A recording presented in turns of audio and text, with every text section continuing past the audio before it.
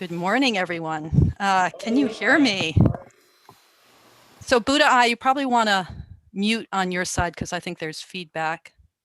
Can everyone hear me okay? Yeah. And I'm going to switch on my screen to gallery. Sorry, the craziness of COVID. But that means that there are a bunch of you. I just encourage you, if you're at home and you have a camera, bring your cameras up because I'm looking at you. I'm looking at you, kid.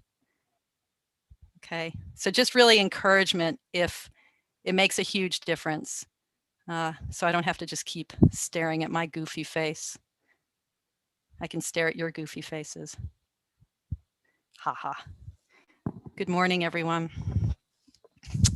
So if technology goes catawampus, Joichi, let me know. And if it goes catawampus and I disappear, just, we all know how to sit still. I'll come back. Not going anywhere. So this morning, I want to talk about resistance and freedom. I want to talk about how it is and what it means to be a self, making her way as an individual in this world. What it means to sort of go forward in the context of a culture, a society, a nation, a planet that, as far as I know, is just here and then I showed up. And how do I make my way in this life as this apparently separate self? And I ask this question again because of this word resistance. I'm not talking about dukkha here. I'm not talking about suffering, at least not only about suffering. I'm talking about that thing that at least I feel, this sense of there being a rub, of there being some tension, ways in which I feel a kind of drag coefficient in my going forward in the world, like just rubbing up against things and wondering, and I hope this resonates, but wondering, is that sense of a rub, that sense of some resistance, is that what keeps me from being free? Or is that the sign that I'm breaking free, right? Is that resistance how I'm breaking free? What is the relationship between this resistance and my freedom? And as we'll see as I continue to speak with you this morning, what's at stake in all of this, for me at least, is the question of tradition, of lineage, of a self, an individual, a seeker in relationship to tradition and lineage. Now, I'm wondering if that word lineage is something that resonates for you guys, if you know what I'm talking about when I'm talking about lineage, and some of you go, yeah, and some of you may not be as clear. I'm talking in very specific terms about the way we use the word lineage in Buddhism, where we're talking about the transmission of the Dharma from generation to generation, from one mouth, one face to the next, over the years, over the centuries, 95 generations, going all the way back to the historical Buddha himself, and back beyond in this beginningless, endless, as we'll see, this endless circle of transmission. Our 9th century ancestor, Tozan Yokai, who wrote the Shastra, the verses that we chant every other morning at the temple, the precious mirror samadhi, he described this lineage as being, in terms of the Dharma of thusness, right? That fundamental truth, that fundamental reality, perfection, the whole shebang, the Dharma of thusness, what is, right?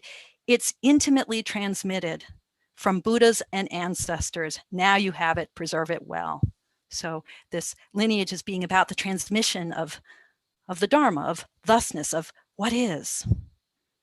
Now, my question this morning, one version of it, is to say, well, what does it mean to stand in line, to stand in that line?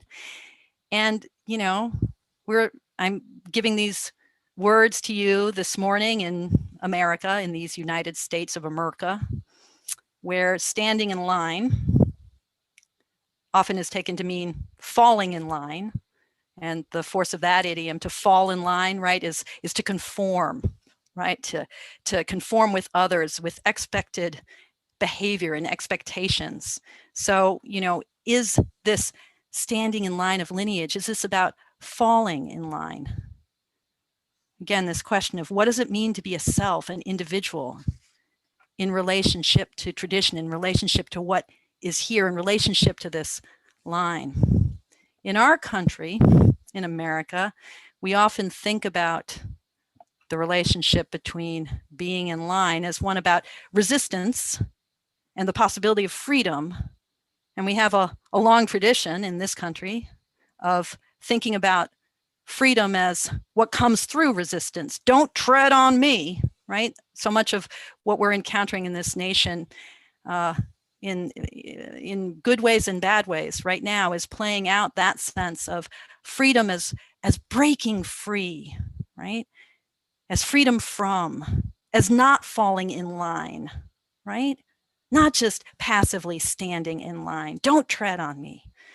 This is a pattern of thinking that goes back at least to the 16th and 17th century, and to the emergence of the modern era in the West, the emergence of capitalism, of what will go on to become liberalism, a notion that, and I'll reveal one of my lineages here. This is the sort of notion that the poet John Milton, I used to be an English professor, the poet John Milton puts forth in Paradise Lost, in that epic poem about free will, about the fall, that being free, right? Milton famously teaches being free has to be about the possibility of breaking free, of breaking all bonds, of going awry, of breaking out of Eden, of the garden. It's really an image of freedom as birth, as a breaking forth into the light, which, might also mean breaking forth into a world of sin and death if you're Milton. But it's what gives rise to our modern notions of freedom as freedom from, that freedom as a birth, of breaking free, the kind of freedom, and this isn't really a good Mother's Day song, but the kind of freedom that Dylan talks about in, It's All Right, Ma, I'm Only Bleeding, right? He who is not busy being born is busy dying, right? Freedom is that kind of freedom. Does this make sense? I'm talking to the Hollywood squares here. Does this make sense? Yeah. Resistance is freedom from this line of thought, and freedom is independence. But, of course, Buddhism teaches other stuff. And in that context, happy Mother's Day, everyone, by the way. Happy Mother's Day. It's beautiful to be giving this Dharma talk on Mother's Day. Because, of course, Buddhism will teach us that freedom is not about independence. It's about interdependence, right? And the Buddha teaches that, on at least two levels, we should all celebrate our actual mothers if we are, literally the parents of children in that mothering capacity. I hope that you're getting celebrated today. But Buddhism also teaches that in at least two levels, we're all mothers, right? There's the teaching of loving kindness, what the Buddha teaches in the Loving Kindness Sutra, the Metta Sutta, where he says, even as a mother protects her life, her child, her only child, so with a boundless heart should one cherish all living beings, that sense of the boundless heart of awakening, right? We all should aspire, we all should cultivate that sense of interdependence that mothers embody in that selfless giving, selfless leaning toward the other. On another level, totally related level, as that discussion of the cultivation of metta, of loving kindness, the Tathagata teachings, the teachings about Buddha nature, also point to the essential mothering reality of being on this path. The Tathagata, our Buddha nature. It's a very interesting word, right? Tathagata is just another name for the Buddha. Garbha is one of these wonderfully ambivalent words which can mean womb and can mean embryo. To say that we have Buddha nature is to say that we are We are beings with both the womb, we are the mothers of Buddhas, and we're also already carrying that seed within us, that incipient Buddha. We're both the container and that which is contained, developing within. We are both the result of awakening and the cause of awakening. Right? We're both the seed and the fruit. Tathagata, womb and embryo, right? This is the profound non-dual reality of our interdependence and of our awakening, right? That we're already awakened and we're also on the path. We're not quite there yet, right? Our Buddha nature, our fundamental nature, our luminous freedom itself, both fruit and seed, result and cause, container and contained. I'm just reading off my list of dualities here. Both matrix, mama, and what's developing in, that's our Buddha nature, right? And this is one of those classically frustratingly non-dual formulations that Buddhism puts before us. It's so much easier to be a dualist, guys, right? Isn't it easier to be a dualist? To sort of say, okay, there's awakening out there. I'm here, like, these are separate. There's the container and the contained, the seed and the fruit. These are separate, right? Because if I'm already awakened, why is it so damn hard? Right? If the way is all pervasive, why do I keep stumbling on the crap underneath my feet? What's going on with all of this? Does this make sense? So okay, I'm gonna take a little sip.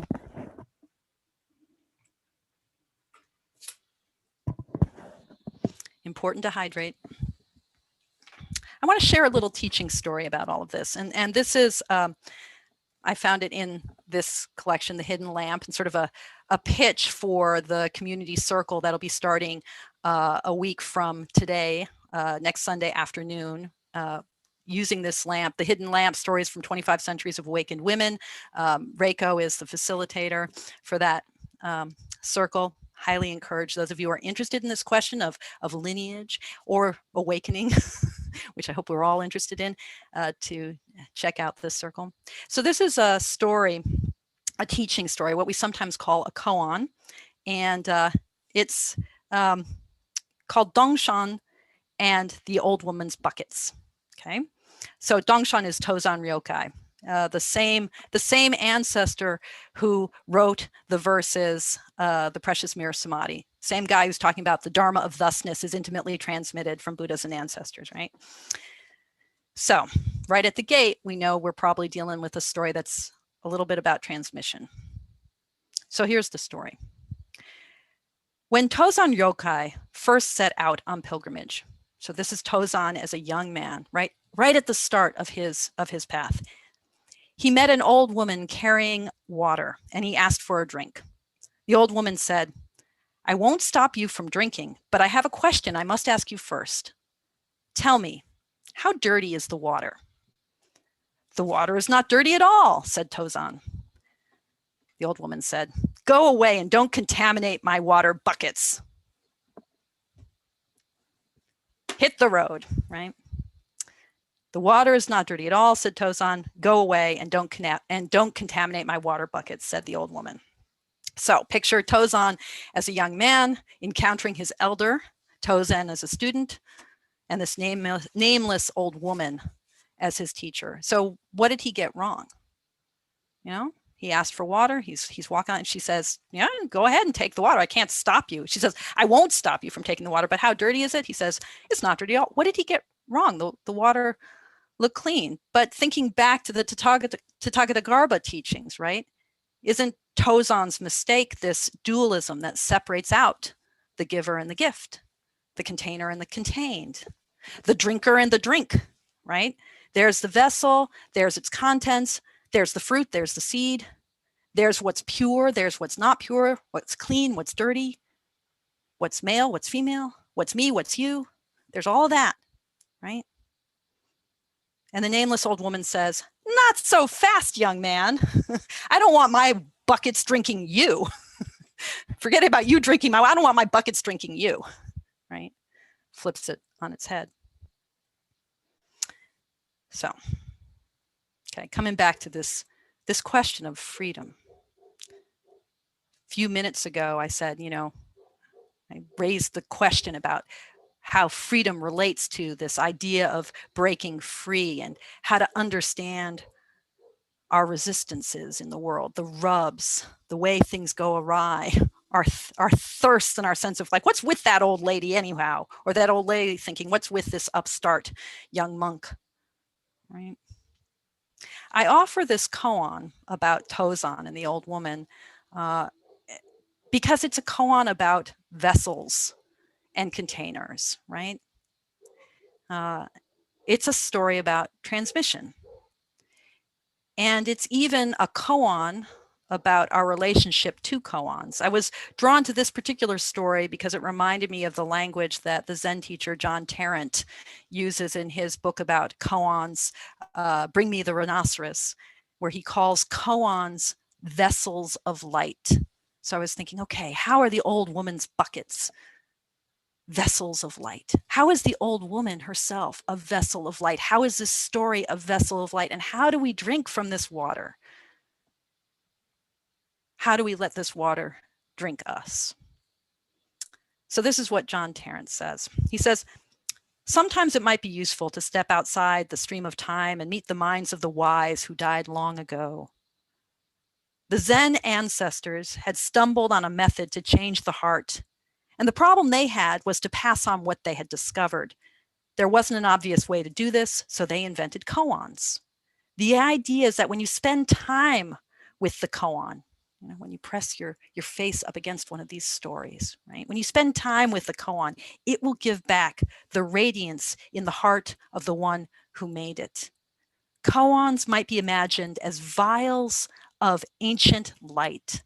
Koans may be imagined as vials of ancient light. There's one strange thing about meeting ancestors in this way. When they reach down across night and the years to give you their light, you might find that what you have been given is your light, something that belongs to you.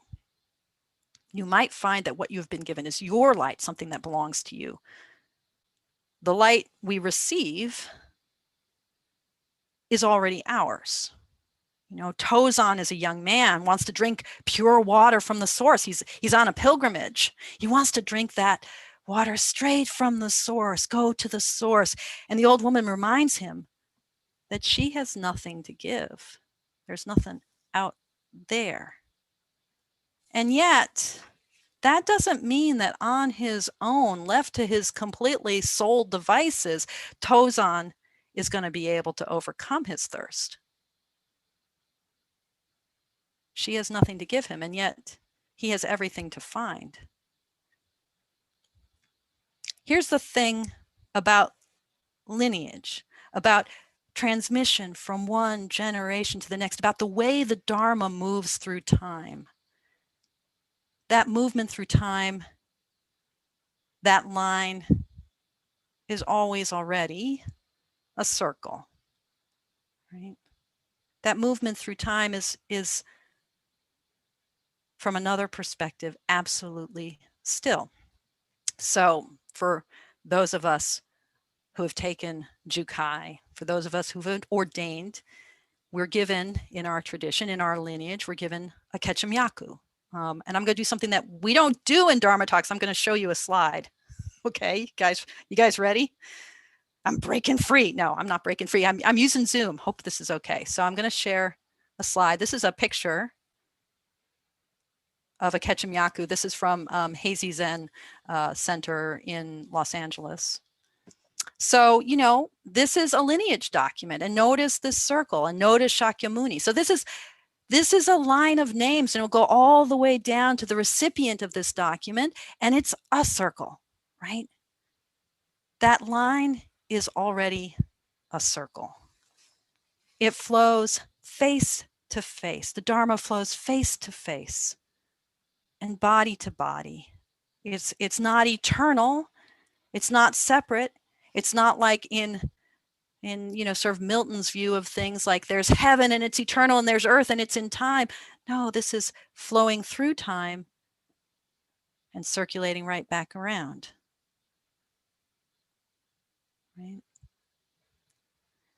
Just like our Buddha nature, womb and embryo, fruit and seed, result and cause. Right? So I want to offer another koan, the last koan I want to offer. And this is also a koan about transmission. It's also a koan about Buddha nature. And actually, it's a koan that's about Master Joshu, the guy known from the Does a Dog Have Buddha Nature? Moo, right? So, okay, so this is a koan. Again, it's in the Hidden Lamp. It's also in the record of Master Joshu's teachings. And this koan is called Joshu's Deeply Secret Mind. A nun asked Master Joshu, "What is the deeply secret mind?" What is the deeply secret mind? Joshu squeezed her hand. The nun said, "Do you still have this?" Joshu said, "You are the one who has this." A nun asked Master Joshu, "What is the deeply secret mind?" Joshu squeezed her hand. The nun said, "Do you still have this?" Joshu said, "You are the one who has this."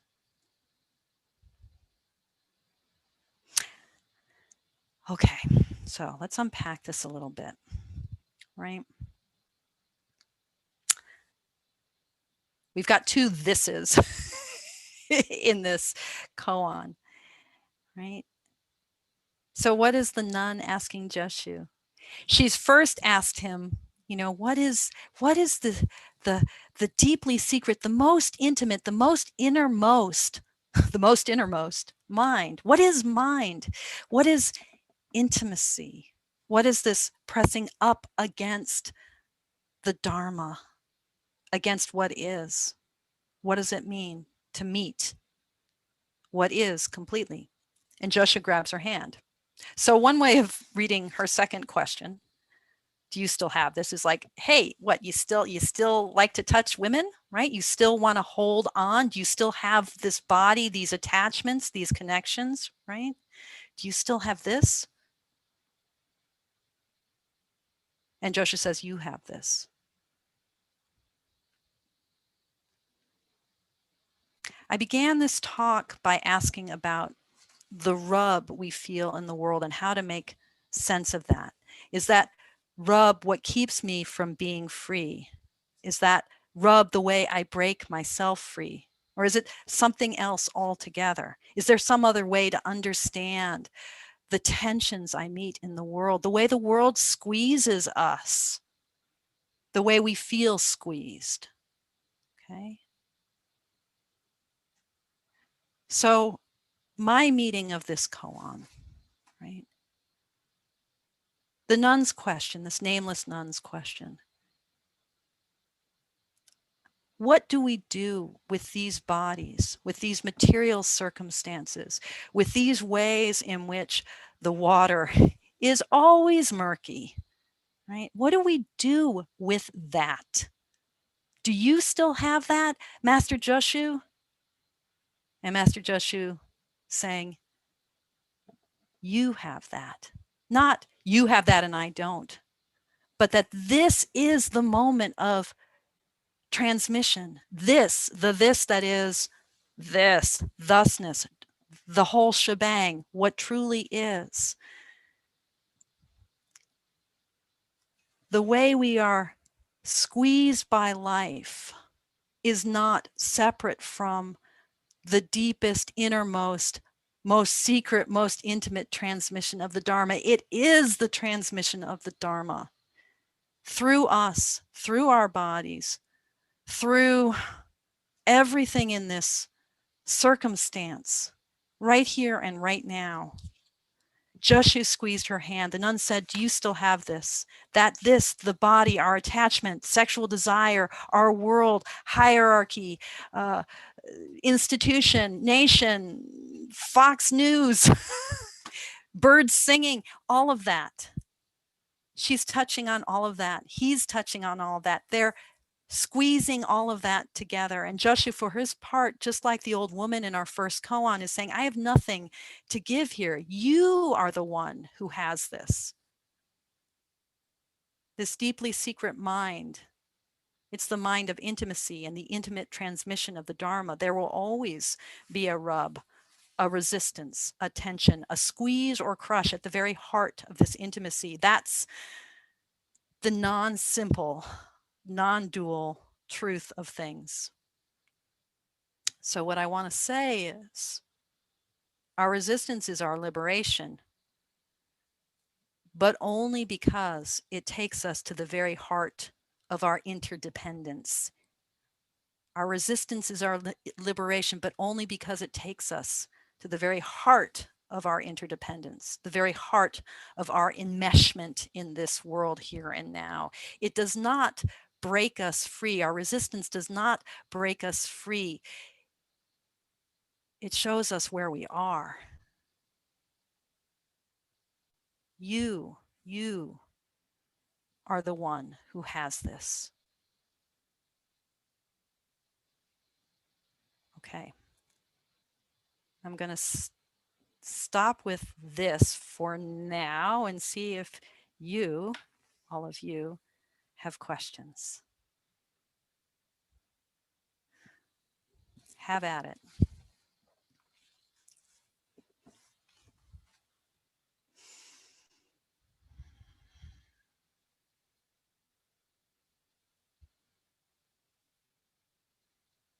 And just unmute.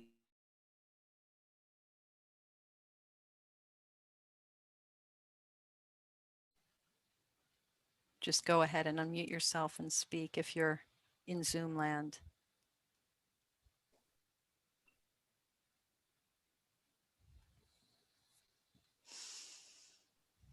I appreciate you talking about, can you hear me? Yes, absolutely.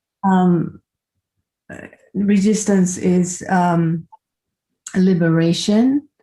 I think in my life, I encounter with this issue a lot. And so when some issues or something happens, is it them? Is it him? Is it her? But instead, we, I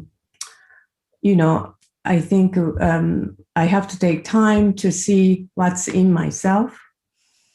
And it could be, could be a reflection of how I am and who I am before I ask a question of what's out. Yeah. And I really appreciate you talking about it. Thank you. Yeah, thank you. So, I mean, this is the classic bind we get into when I'm feeling this kind of rub against, and I don't know if the cameras are switching back and forth. I can't tell on my screen. I'm just in gallery here. So, but as I experience this in my own life, it feels like there's this classic double potential of it being, either there's something wrong with me and I need to I don't know, blast through it, or there's something wrong out there and I need to, and that story of Joshu and the nun, it just reminds me that living is about being squeezed. Living is about being squeezed. And so in that context, getting free is not a freedom from, it's somehow a turning toward, right? It's somehow a turning toward and a practicing with, right? So one of the ways I think about this is that, we can't blow past our resistances.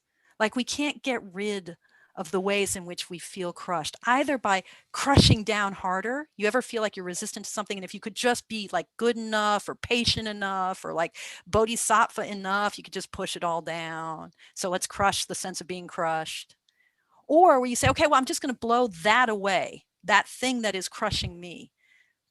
I'm suggesting, like, actually, we're going to be squeezed, right?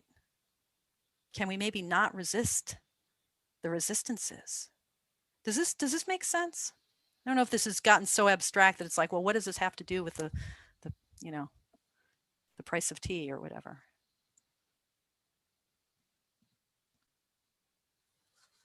Yeah, I have a question. Yeah. Is it, I see that resistance a lot flare up in leadership, from my job in particular. And so, and it's really difficult when you have an insecure leader who's looking more at blame rather than doing what's right. And so as the on the lower end of that hierarchy, I tend to just kind of see where that person's not feeling that they have the skill set to address it.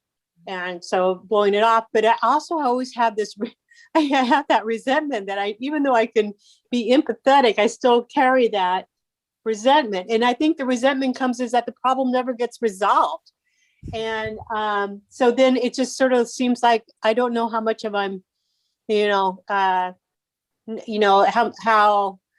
how much am I milk toast, and then how much am I actually, setting myself free, I guess. Right.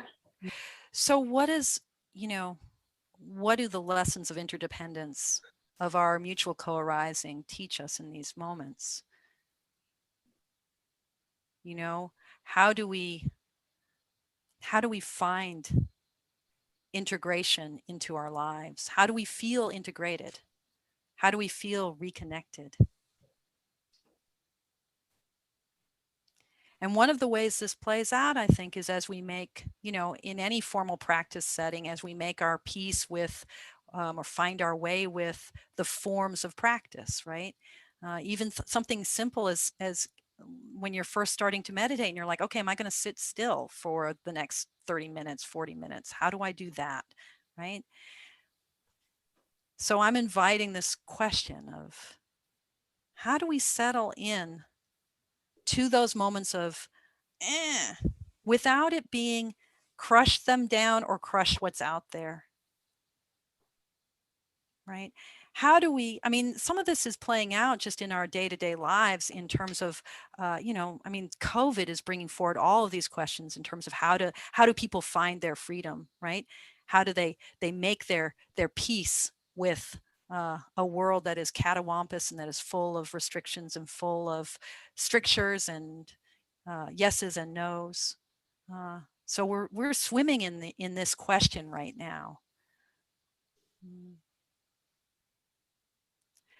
One of the ways that this comes up for me is every time I think they took the sign down, but when I used to drive to the hospital to work there as a chaplain, there's these big signs up at Sacred Heart saying, heroes work here.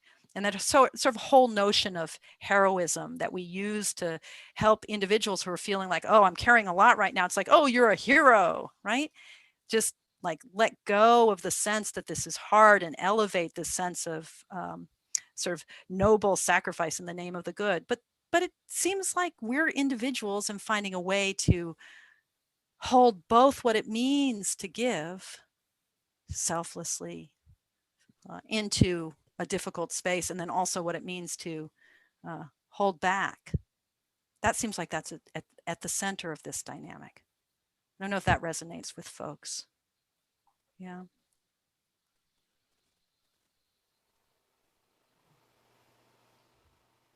Yeah, it's almost like the only thing you could really take out of it is that you get a raised consciousness about humanity and the situation. Seems like that's the only takeaway when things are at a loss that way. It feels that way, or that push or that rub when you hit that point.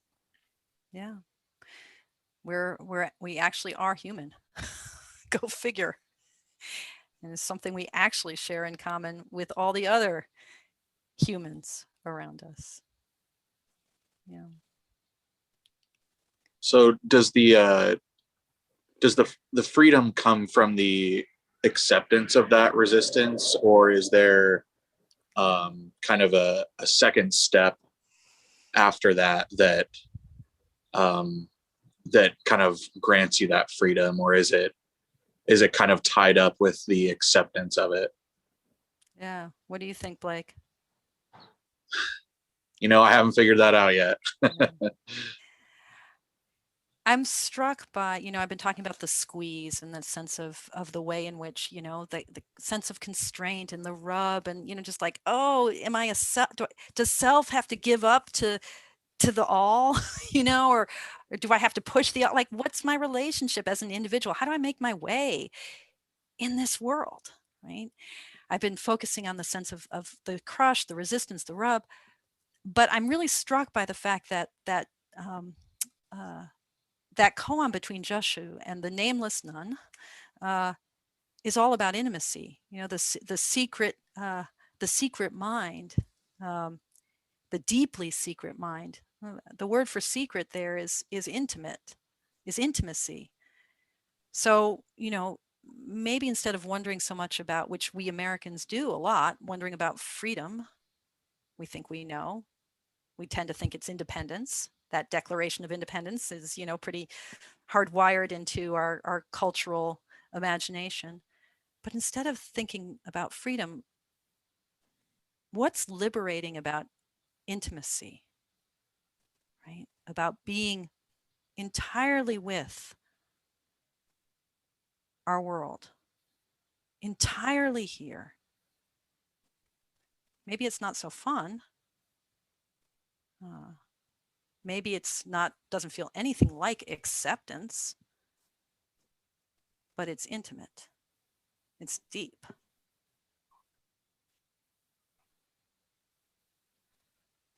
Think about those moments, literally moments in relationship with people in our world where there might be conflict.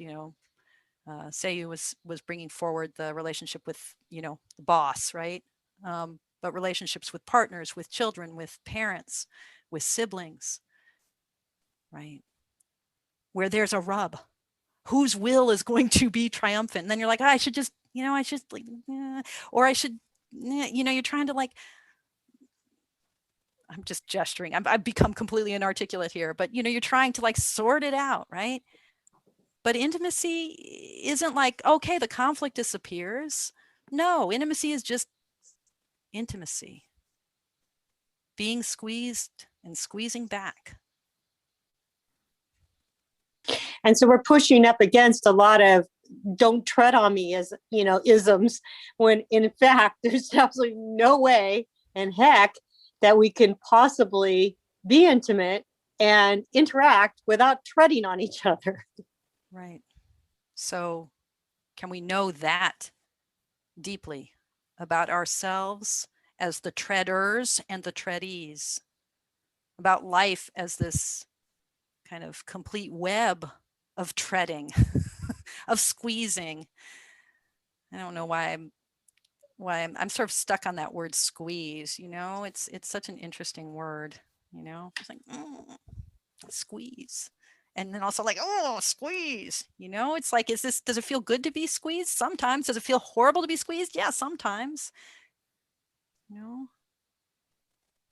Knowing the truth about us, we are beings who squeeze and are squeezed. That's life. That's what it is to be living. Yeah.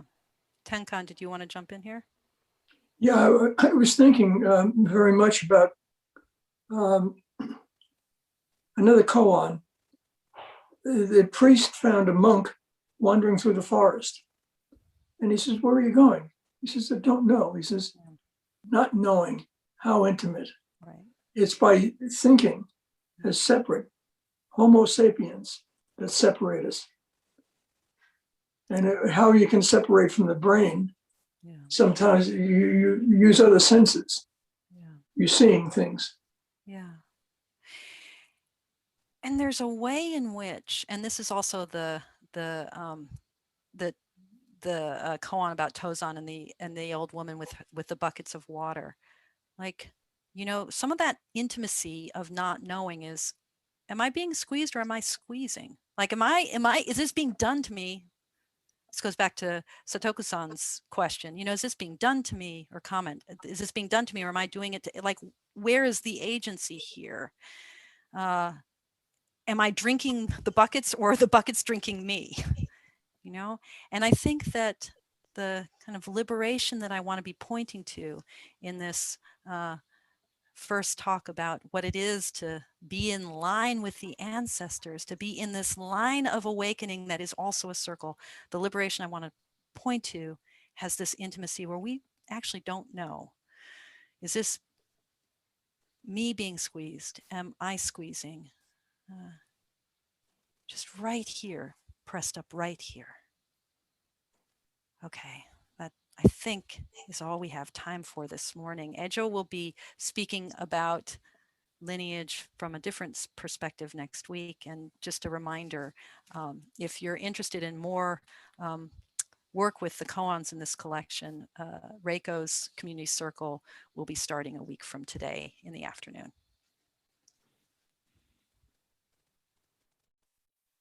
So I think I'm going to mute myself, but poly refuges.